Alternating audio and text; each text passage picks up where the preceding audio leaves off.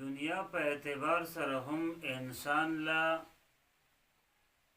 د یو نیک انسان سره صحبت کول، د هغه سره ناسته پاسته کول، د هغه سره تعلق ساتل دا انسان کمال ته رسوي.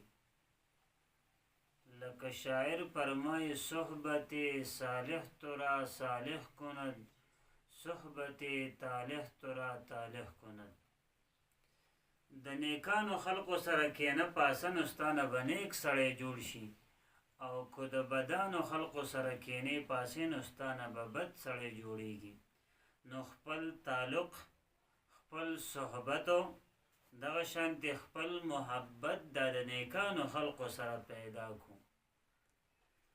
دا د هغې انسانانو سره پیدا کو د کومو انسانانو تعلق چې د الله سره وي، د الله د رسول سره وي.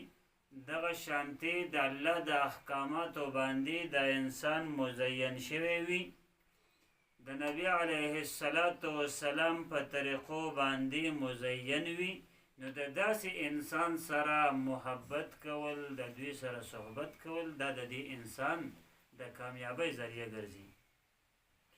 وی په مجلس د عالمانو بسره زر شي، کوي ګټه او یا لوټه د صحرا.